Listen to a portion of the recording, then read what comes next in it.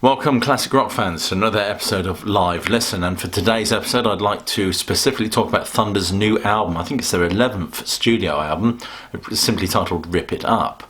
It's a great album that follows very much in the same vein as Wonder Days, and that was certainly really good. But what's interesting about Thunder is that they're currently, I really think they're on a roll at the moment. They've just come off the back of some great performances in the summer, namely Rambling Man, where I saw them. And they've kind of channeled their energy into this album. That really sort of comes across, I think. I always think of Thunder as being one of those bands that suffered by what I call the sort of post-Nirvana cull. Because once Nirvana made it big and the whole grunge thing happened, a lot of these very sort of big hairspray rock metal bands just fell by the wayside as being too obsessed with image rather than music. But that doesn't mean there wasn't great musicianship and great singing there, and Thunder have kind of reinvented themselves after that. And there's no question that there's some brilliant songwriting, certainly on their last album and definitely on this one as well. What's great about this album, and of course the album that precedes it, Wonder Days, is that I think they put down a mark, really, and they make very much a statement that there is an ethos to this music, and that is that Thunder have a specific sound. I don't think they really need to prove anything anymore, because they're actually beginning to harvest quite a significant following and audience simply by producing great songs and great albums. And this sort of, if you like, sort of being very casual about where they are, who they are, and where they're going, really, I think is expressed in the attitude in the lyrics of the first song, which is "No one gets out alive," which is kind of a plea to sort of seize the moment, so to speak. It certainly has that kind of vibe about it.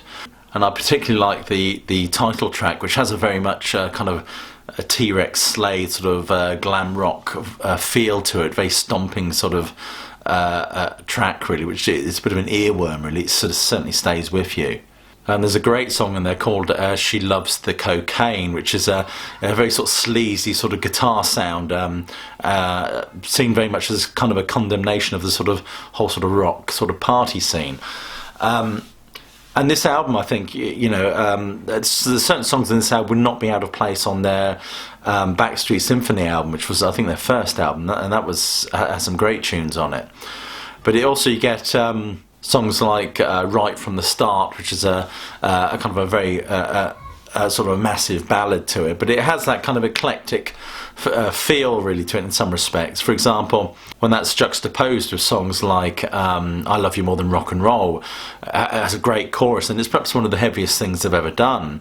And there's some wonderful other great songs, like The Chosen One obviously sees Ben Matthews, I think, skills very much come to the fore. And The Enemy Inside has a kind of a gargantuan sort of drum sound to it, which is just absolutely fabulous. The song Tumbling Down, of course, is exactly what sort of British rock should be. And what's great about this album is that Thunder have seemed to be able to channel that great vibe that they've been able to reproduce live or have encaptured by playing live and taking it straight into the studio. Whether this is, as I said, is because they're coming off the back of some great summer performances, perhaps that's true. One of my favourite songs on the album is a song called There Is Always a Loser, and it has everything going for it in a way, sort of fine musicianship and very clever lyrics, I think. But it has a kind of swagger and confidence to it, which one would say that they, as a band, they have no right to. But and that's the great thing about the vibe that comes from this band at the moment and the last album, is that sort of feel as if they really don't have anything else to prove. They just want to make great music. So to conclude, I think Rip It Up sounds fresh, vital and wonderful as anything they've ever done. So I would say if you really liked Wonder Days, go out and check this album out.